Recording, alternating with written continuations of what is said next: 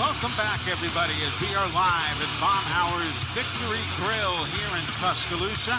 As you just heard, this is the SEC Championship Game preview show. It's presented by Alpha Insurance and a number of other presenting sponsors for this program. Tonight, I'm Eli Gold. Seated to my right is our media guest for the evening, the always popular and you know, I was going to say lovely and popular, but that could sound sexist, even though you are lovely.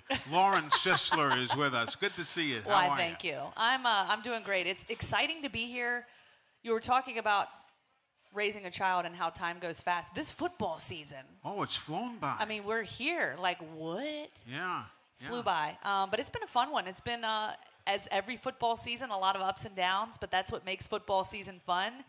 And this past week, rivalry week, like, wow. I mean, we couldn't have gotten a better showing from a lot of different schools, obviously, around the country. But it's just a lot of fun and super excited for championship week. Exactly. What's next on your agenda? Where do you travel to next? So I have this week off, which is funny because Josh reached out and said, hey, can you do the show tonight? Are you in town? I was like, actually, I am. So I happen to be in town. So I will be sitting watching the SEC Championship from my couch, which is so amazing. I don't get to do that often. I don't get to enjoy football, obviously, on Saturdays because I'm on the sidelines. So it'll be nice to sit and watch. And then I've got an FCS quarterfinal game coming up on the 9th of December. And then I'll be heading to Albuquerque for a bowl game on the 16th, and then we'll kind of see what post-Christmas looks like. Oh, cool. How long does it take you to prepare for a team in particular that you have never seen before?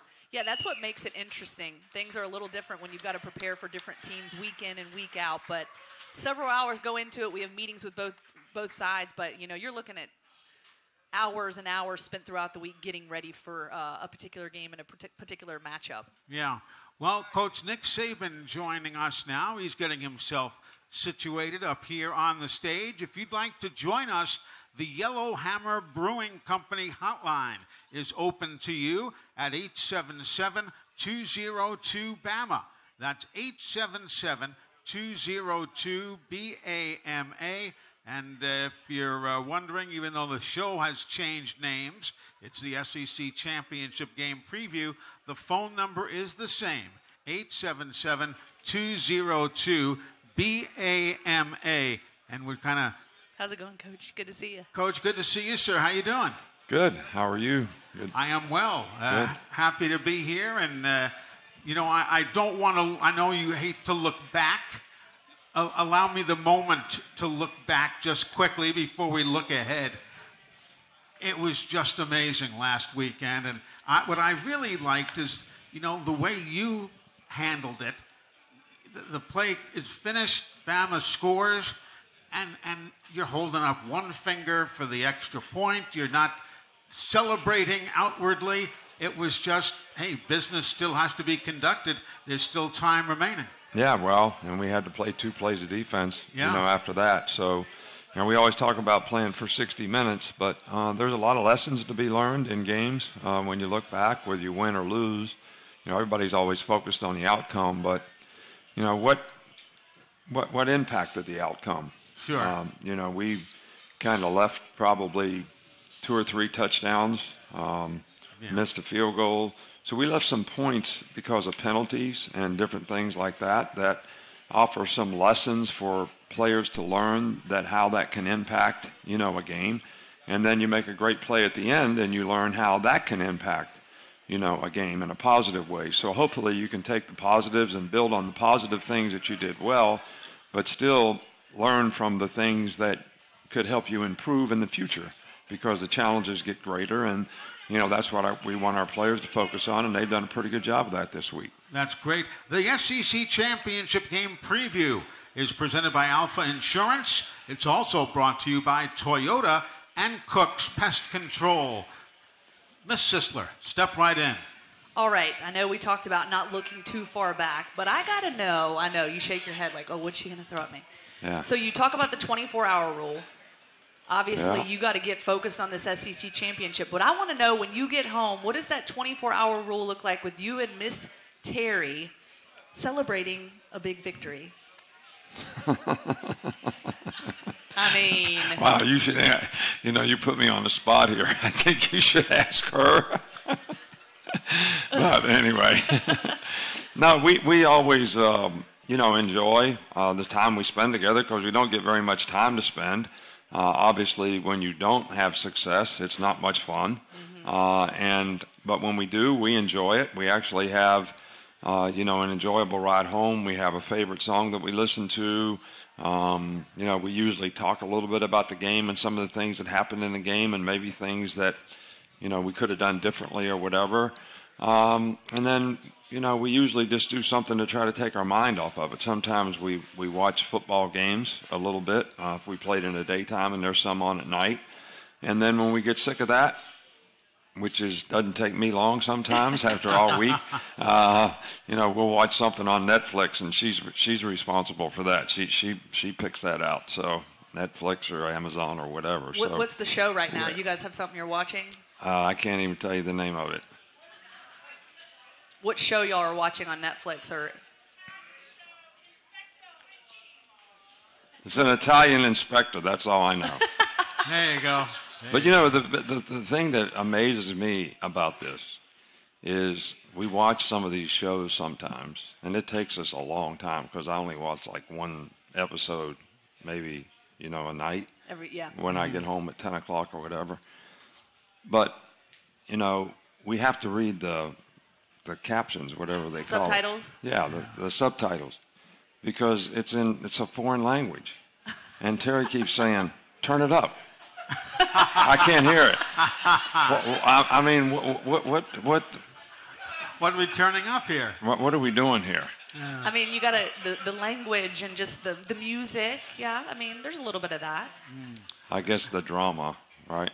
That's funny. That's funny. Hey, I want to we mentioned this quickly a bit ago, but now that you're here, Dallas Turner named a finalist for the Bednarik Award. Will Reichert, the Lou Groza finalist. Jalen Milroe named a finalist for the Manning Award.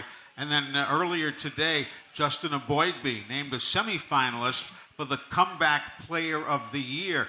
I'm thrilled for all of them, but Justin coming back from a spinal injury and so on, that's wonderful to see.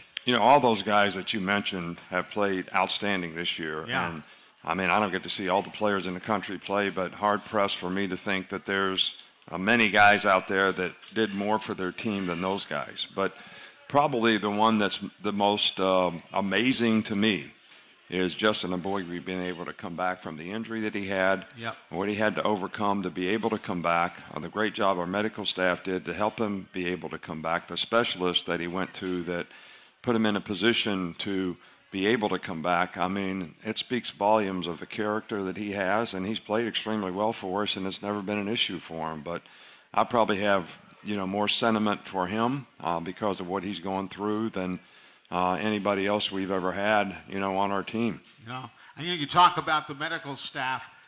Ginger Gilmore is here from our medical staff, and I wanted to acknowledge her presence because she's been a huge part of keeping everybody healthy. Yeah, and I think, one of the things that Ginger does a really good job of is I've always, you've probably heard me mention this before, always liked to have a female person in the training room because a lot of our players, they go talk to their mom or their grandma or whatever, and they'll actually tell a woman things that they would never maybe say to their coach, whether they had something bother them, an issue at home or whatever.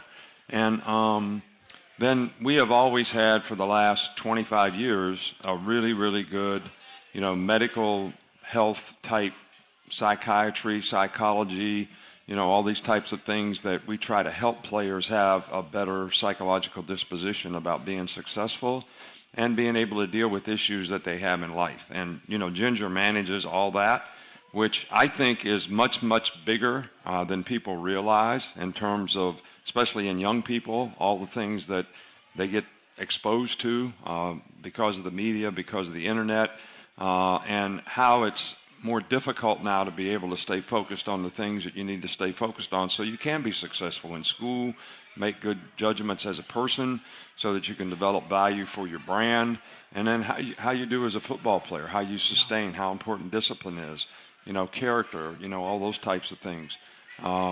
So she's done a really, really good job of that. The players trust her, and I think that's really, really important so that we can utilize these resources to help players. Exactly so. Well, Coach, on that topic, and we will get to some football talk here momentarily, but, you talk about taking care of the guys. Obviously, there's so many components to being an athlete, right? Self-care being one of them. So I want to know for you personally, as someone, you go through the stresses and the rigors of being a coach. What are some things you do for self-care, whether it's mentally, psychologically? Do you take ice baths? Do you get massages? Do you get facials? Like, what do you do to try to... None of that. I can tell you that. Examples. None of that. But, what are some things that you do to take care of yourself when you're going through the rigors of a college football season? Sit in my chair. That's it? That's about it.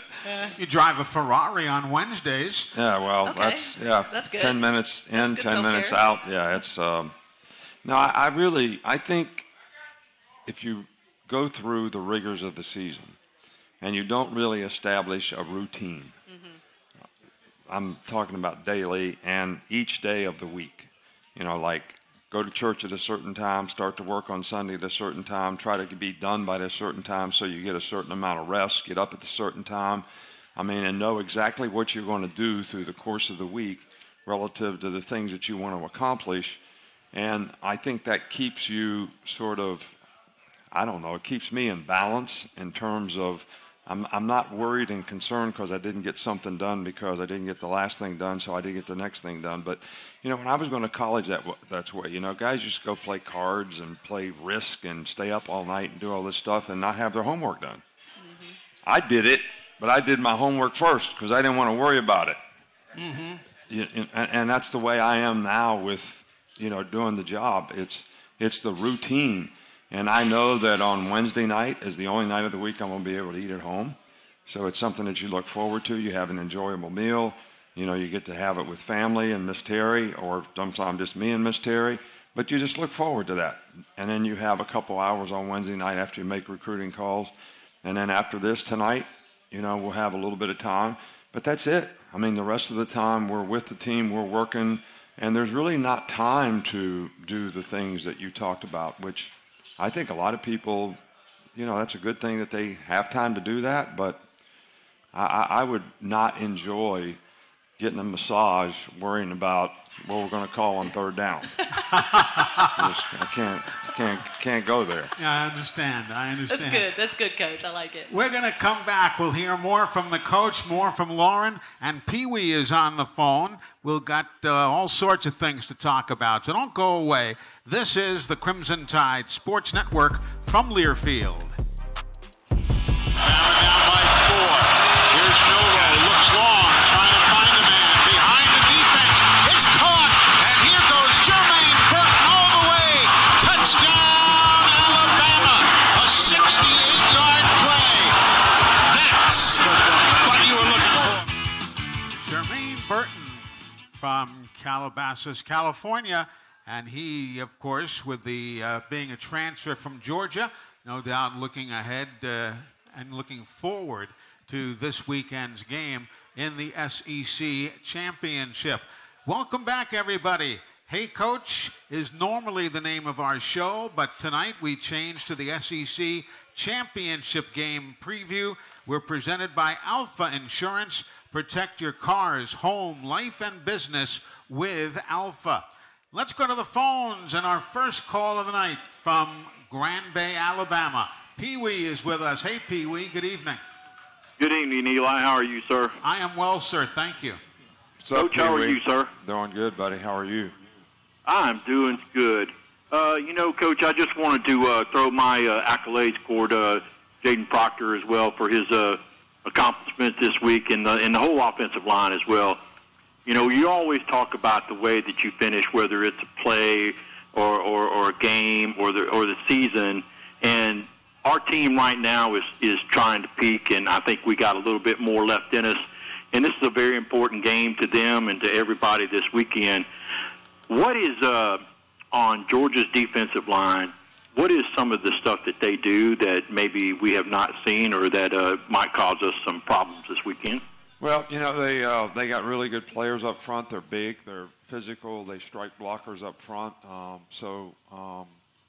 And they play what we call mint, which is 3-4 with 2-4 eyes and a 0 nose quite a bit.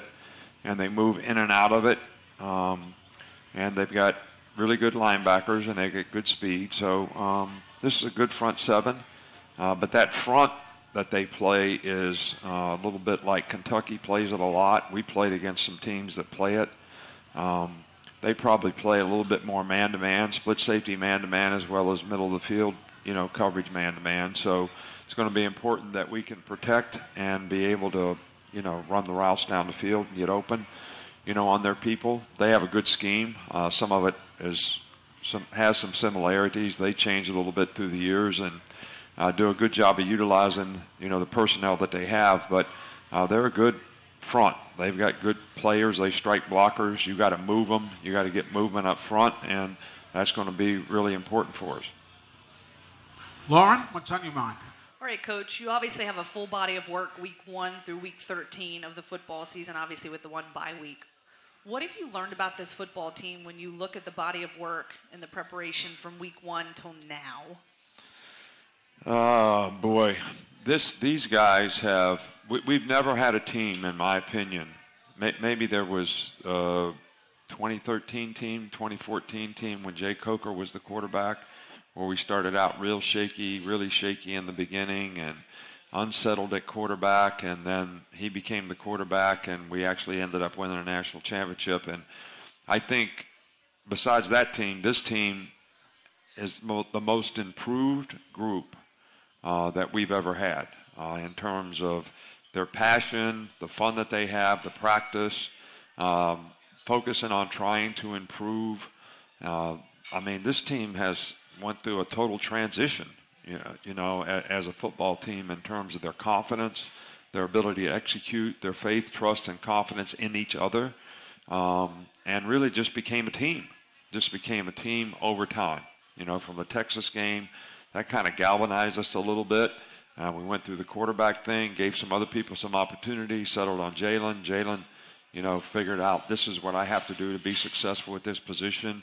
Tommy did a really good job with them, as our offensive staff, did. And the whole team just transformed itself in terms of believing in themselves, and they had a lot to prove. I see these letters up. What's it say? Let all naysayers know, something like that. I don't know. Well, I think that's what it stands for. All right, so they had a lot to prove, and they put a lot into it, and I'm really, really proud of them in terms of creating this opportunity that they've created for themselves to play in the SEC championship game. We're all our own most severe critics, Coach. Is it fair to say, I said it, not meaning that you should, but is this your best coaching job because you've read these players, you've taken the time, you've taught them how to win? I wouldn't say that. I guess as a coach, good and bad, and we've had our share of bad. I look at it like you're a teacher, and a teacher teaches young people, whatever grade they're in, and then they usually have a test. And how do they do on the test? Well, most teachers that are really good would say, I did a really good job of teaching if the result is good on the test. Right. Some teachers would say, not my fault, they didn't do well on the test. They didn't apply themselves. But the key to the drill is getting everybody to apply themselves. That's the key to the drill, and getting everybody to respond, to do things. But, really, the coaches, our coaches on our staff, they are the guys that are actually the teachers. I'm a teacher too, because I like to coach the players, so I coach the players. Some people in my position don't. But they need to get credit for what they have been able to do as teachers to get the players to respond at their position, whether it's the offensive line getting better, whether it's the development of the quarterback, the receivers all got better.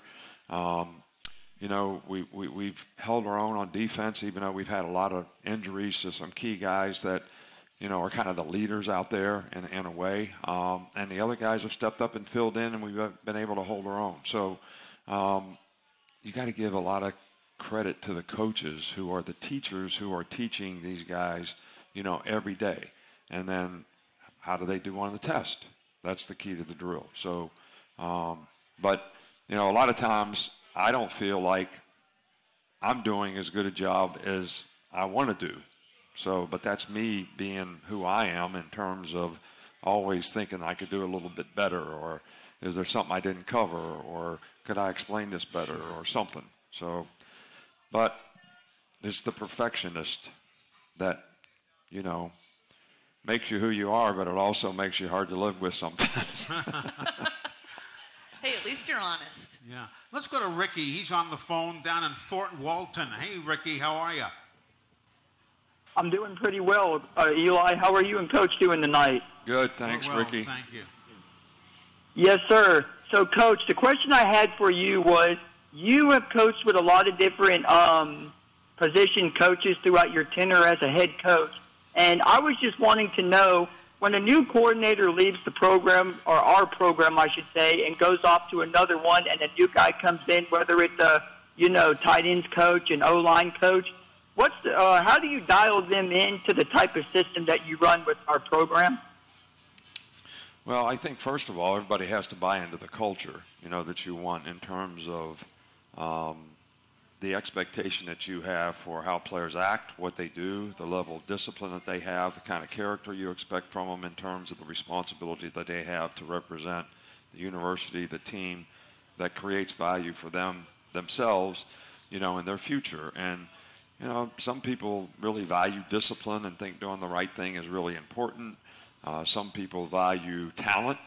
And, you know, I've always been one that thinks that, you know, talent really is not worth having unless you can bring it to fruition because you have good character to develop and do things at a high level. So everybody's got to buy into the culture. And then there's a system, you know, the system that you play on offense, the system that you play on defense. And then we respect everybody's new ideas. You know, everybody's responsible for a better way. So when we have new people come in, you love the continuity of being able to keep the people that you have because they understand all these things that I just talked about. But new people that come in have new ideas, and they have new ways to do things. Some of them you adopt, some of them you don't, philosophically. But it's always good to hear another way that somebody does something, and could that improve your system, whether it's on the field or off the field, in terms of what you're doing to try to help the players be successful. Interesting. All right, Coach, you talk about the key to the drill. I really like that sort of philosophy you talked about. With your quarterback, Jalen Milroe, when exactly did you sort of see him work on that test-taking and that switch flip for him this season? Well, I don't think it was like turning the lights on. You know, it was more like, you know, some of those dimmer switches that you got that you roll it and the lights go up a little more all the time. Mm-hmm. Yeah. And I think that was more the way I would describe it. It was when he came in, you know, he started to develop confidence. He started developing the ability to not be affected by the last play, you know, so that he could stay focused on the next play and not let the last play affect his next play. He got comfortable enough with the offense where he started making good reads and throwing the ball the right place at the right time, and that helped his confidence.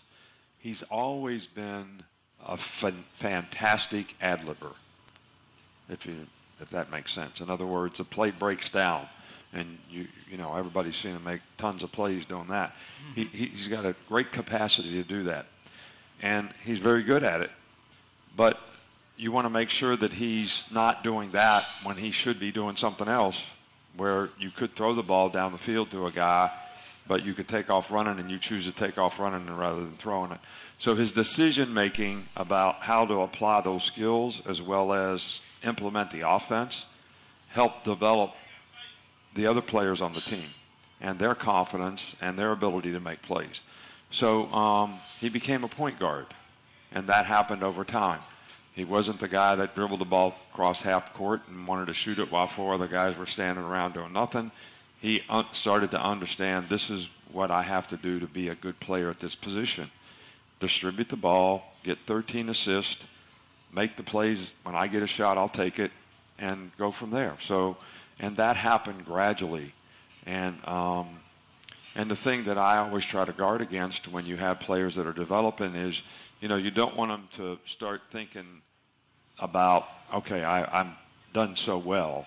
Now this all of a sudden becomes a standard, and I'm more focused on the standard, which now creates all of a sudden an outcome, and I'm out there trying to play toward an outcome rather than just doing what naturally comes to me. So, and that's where you got to stay focused on one play at a time and just execute the play that you got in front of you and just keep on keeping on. All right, we're going to break away right here. This segment of the SEC Championship Game preview show has been brought to you by Coca-Cola Zero. With zero sugar and refreshingly delicious, is Coca-Cola Zero the best Coke ever? Find out for yourself. We're coming right back. More with Coach Nick Saban here on the Crimson Tide Sports Network from Learfield. And it's loose. It's picked up by Alabama. It's down the near side, and they call the play dead. They call the play dead. It was Jahad Campbell who picked it up. They'll say it was dropped. They said it was dropped. He never had possession. He never had possession of the ball. And indeed, that goes to Alabama. And Coach, I think I mentioned it maybe last week's show, maybe 2 weeks ago. The play of Jahad Campbell taking advantage of the playing time. You mentioned injuries and so on. There's a classic example of a guy jumping on the opportunity to play. Oh, there's no question about it. He's made a lot of plays for us this year. He has a tremendous amount of production. And, Jahad is a great effort player.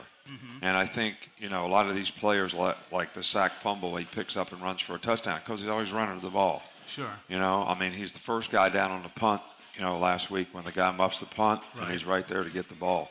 So, his effort leads to a lot of plays that he makes because that's just the kind of competitor he is. But, that's one thing you always tell players.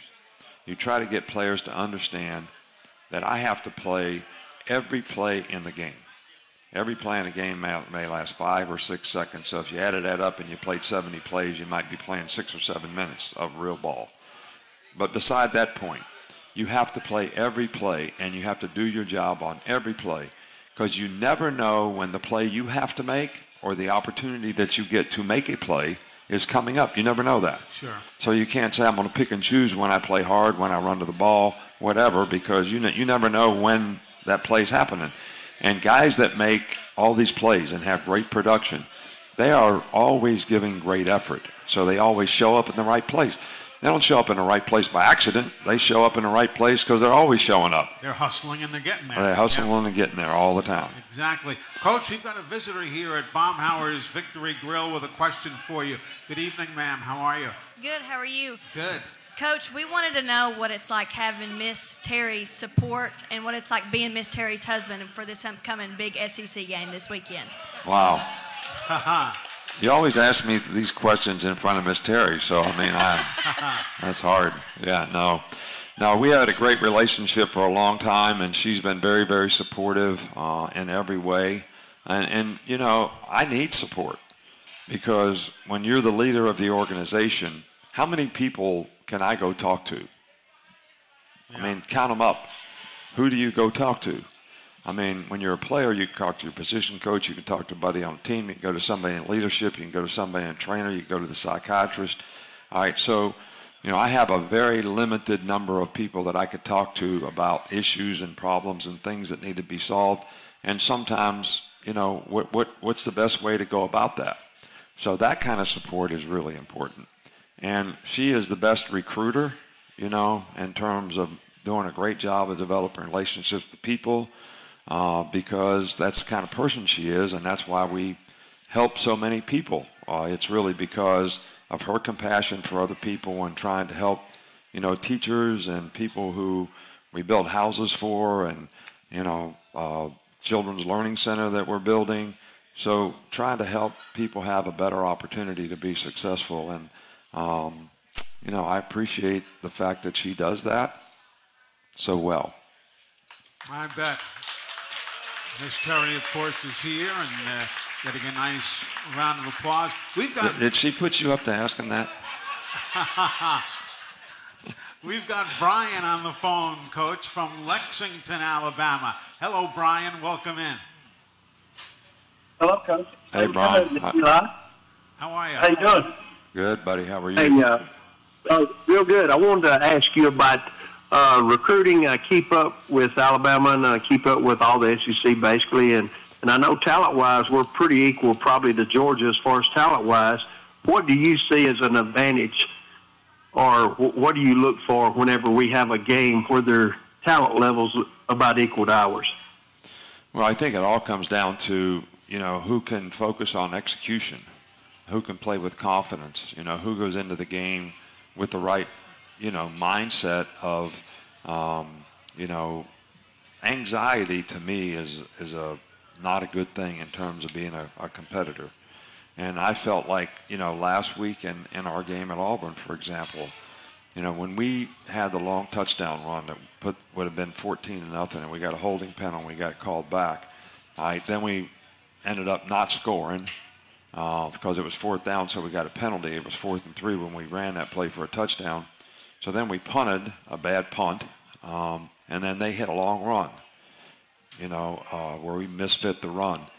And the whole momentum of the game changed, and I thought that created a different sort of psychological disposition on our team where we were a little anxious and, all that kind of stuff. So that's what you don't want. I don't care how big the game is. You just want to keep playing. Just keep playing the next play because the other team's going to make plays. All right, because you should be going into a game like this thinking, I got to play my best and I got to dominate my box, but the guy I'm going to play against may be the best player I played against all year. So my focus and ability to be able to execute and sustain that, and I'm not going to win every one of those plays, but to be able to sustain that kind of execution, all right, and persevere through it is the key to the drill. Everybody talks about playing 60 minutes, playing the next play, and people just let that go in one ear and out the other. But that's really what you need to do, is to stay positive and just play in the next play. That's what a great competitor to do. And they don't think about any external factors. They don't think about results. They think about, what do I have to do to execute and do my job on this play so we have a chance to be successful. And I think if you can do that, that is really, really important when you play in games like this. Sure. Folks, if you're just tuning in, this is the SEC Championship Game Preview Show presented by Alpha Insurance. Protect your car's home, life, and business with Alpha. Lauren Sisler from ESPN is our media guest. Jump on in, Lauren. Coach, you talk about anxiety, and I know you've talked before about especially when you go on the road, you get ready to run out on the field, the anxiety kind of melts away. But for you, as you're trying to help your players not be so anxious, how do you personally remove yourself from that anxiety that can come with obviously the ups and downs of intense football games? Well, it's exactly, I kind of lose it, once the game starts, because I'm like totally thinking about the next play. Mm-hmm. All right, it's 2nd and 6. What hash is the ball on? What personnel group are they in? What are we doing? Who are we putting in on offense? What's the play? And how we execute it. Okay, we did something wrong. I make a note that I want to mention at halftime or whatever. So then the next play comes, and you're all into the next play and the next play and the next play, and you're never really thinking about the outcome of the game. You're thinking about just like what Eli said. I mean, even when we scored on that play last week, and there was however many, it was like, okay, how we got to cover this kick. Mm-hmm. I mean, Roy Dale had played a lot in the game, and he's one of our best kickoff cover guys, and I'm running on the sideline trying to find him to see if he can run down there on a kickoff. Because it's important. They only needed 3 points, so we got to do a great job of covering the kick. And Will kicks it like 8 yards deep, and the guy runs it out, and we tack him on the 15-yard line. Well, that's a whole lot different than them getting the ball on the 35-yard line. hitting one pass to the 50, one more pass, and they can line up and kick a field goal. So the game is not over. Yeah. Does that make sense? And you say, I would just like to go for one. Yeah, go for one. How are we going to cover this kick? What's the pattern? Where are we going to kick it? And then what are we going to play on defense? So they don't hit a play. Yeah, yeah. I mean, people don't. I mean, if you watch enough games, just like there was a 99%, I saw this somewhere, point whatever, that we would not have a chance to win on 4th and 31, but we did.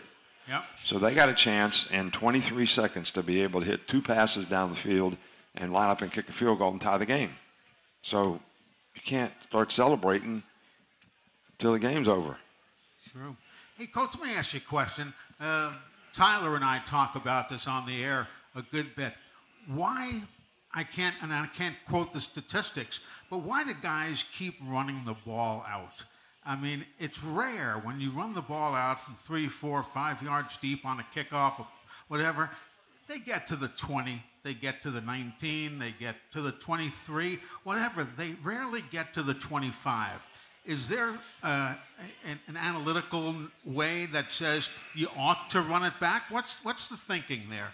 Well, you're asking the wrong guy, because I don't like the idea that you can fair catch a kickoff. Yeah. You know, you've heard me talk about that before. I take some of the strategy out of the game. You know, when you can fair catch a ball and get it on the 25-yard line. Sure. Because it's a field position game.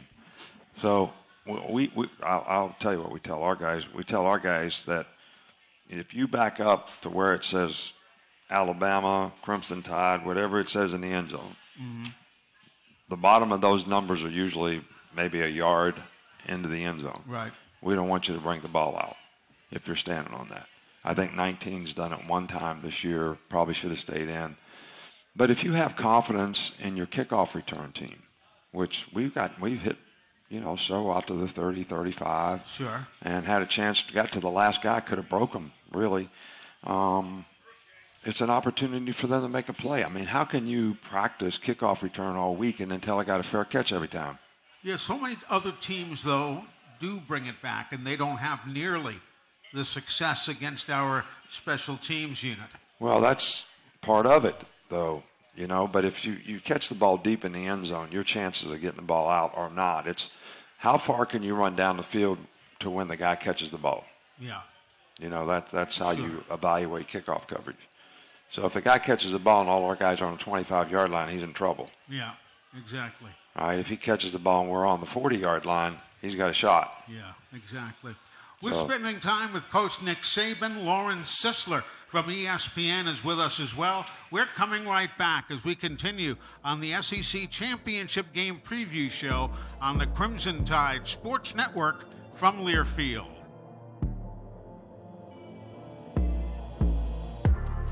Milrose stands in, lets everybody get downfield, still standing. He throws into the end zone. It's caught! It's caught by Isaiah Bond! Caught by Isaiah Bond in the corner of the end zone.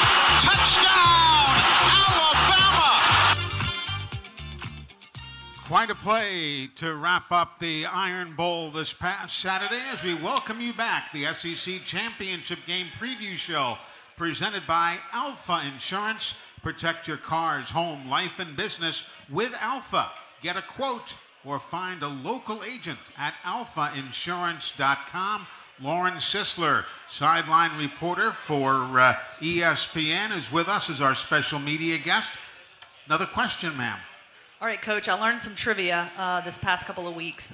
One of your guys, Terrian Arnold, was on the next round with Jim Dunaway and the gang, and learned that during high school, or I guess growing up, you used to play the accordion. Yeah. I want to hear how this all came about. Why the accordion? And would you consider yourself to be pretty good at it? Well, it wasn't my choice. Start with that. So the why part, I had nothing to do with. Okay. You know, Grandma Saban came from the old country. All right, so everybody, all the grandkids, her kids, everybody had to learn how to play the accordion because it was Polka City, you know what I mean? Right. So But one of the reasons that I got involved in sports when I was 9 years old, because I started playing the accordion when I was 9. Okay. And I hated it.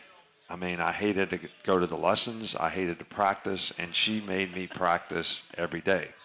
So what I really figured out was the only way I could get out of practicing accordion was if I had baseball practice, football practice, basketball practice, some kind of practice. Okay. So I started playing everything when I was 9, just to get out of playing the accordion. All right, so that's the facts. That's the fact of the matter. But I could play, but I didn't have any choice, and I didn't choose it. So it wasn't that. There's no why in it. It was just that's what everybody did. So that's my answer. And you know, Terry Arnold's getting too much information. He told me he was going to come over for Thanksgiving, or he told the guys on the next round he was going to give you a hard time. But He did. He did. He didn't lie about that. Oh, do you have an accordion at home still? Locked away somewhere? No, I don't. I hope I don't. Oh, man, that's good. I love it. Coach, a quick scouting report on the Bulldogs before we wrap things up. Obviously, they're good, 12-0. Tell us about Carson Beck, the quarterback. He's second in the conference in passing yards, third in passing TDs. He can also run pretty well. Tell me what he brings to the table come Saturday. Oh, he's a really, really good player. He's a good athlete. You know, he's very smart. He makes really good choices and decisions. He does a great job of operating their offense, which is, you know, very well designed, very good, sure. You know, well coached. And he's got really good players around him.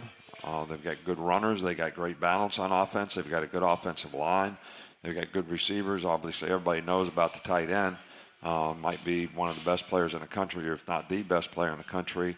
Mismatch player, very difficult to defend, big, can block. But Carson Beck is very accurate with the ball, and he gets the ball out of his hand quick. They've only been sacked like maybe, 12, 13 times or something like that this year. A lot of it's because their offensive line does a good job, but he also gets rid of the ball on time, doesn't hold it. And they've got pretty good skill guys to get open, so he can do that. But he's a very, very efficient player at his position. And Brock Bowers, the tight end, 6'4", 240 pounds. Not only is he talented, but he's a load at that size. Yeah, but he's such a good athlete, and he runs so well. I mean, he's got like wide receiver type ability to run and catch at that size, and that's a mismatch because a DB is like a power forward. You know, in basketball, being guarded by, you know, a smaller guy, it's a huge advantage for a guy of that size. And then, you know, hard to find a linebacker that's his size that is athletic enough to guard him. So that's what makes tight ends sometimes really, really difficult to match up with. Coach, it's time for your final word of the week, presented each week by Mercedes-Benz. Mercedes-Benz, the vehicles are all electric. The feeling is all Mercedes. Yeah, well, you know, I think this is all about maximizing opportunity. I mean, I think it's important in games like this to be able to turn your passion into execution. You don't want to be so emotional. You can't make good choices and decisions. You can't play with discipline. You can't execute and do your job. But you got to have confidence. You got to believe in yourself so that you can go play your best. You're well prepared. You understand before you ever get there exactly what you have to do. And if our fans and the people out there can do anything to help us do that, that's what we need. That's exactly what we need. You know, these guys have worked hard all year. You know, I told them on Monday, you got 6 days. We need 6 days, all right, for you to get through. Don't think about how you feel, because you're going to be able to recover for a couple of weeks after that, regardless of what happens after this game. So we got to have 6 days, because you got to prepare well, because you're going to play like you practice. All right, so don't get into how you feel. Get into what you want to accomplish and what you want to do. And I think that's what it takes in a game like this to be able to impose your will on a really, really good team. I believe in our guys. I am very proud of the progress that they've made and to create this opportunity for themselves. And I'm excited about trying to do the best job I can do to help them have success in this game. And I think that everybody that supports Alabama should do the same. Definitely. And, Coach, let me thank you for your time again this season. These Thursday evening get-togethers have been very informative, a lot of fun, and I thank you for your time, sir. Yeah, well, I enjoy it. I mean, this is the one time of the week that I see human beings. I've said this before, you know, I mean. That's the best I've been called in a long time. No, I'm serious. I mean, I don't see people. I'm confined in a room. I see the staff that I work with. I go home, Miss Terry and I and our little new Abby dog, and that I don't see people. I don't communicate. I kind of lose touch with almost what's happening in the world, and because you're so sort of zeroed into this routine, you know, that you have trying to get ready for a game. So I appreciate the relationships, and I appreciate the support that the people have to come out and definitely and support the program. Exactly. Well, listen, travel well. Have a wonderful weekend. Thanks again for your time. All right, Miss Lauren, thank you. Thank you, Coach. Appreciate Good luck to you. Thank you. Lauren Sisler, thank you so much.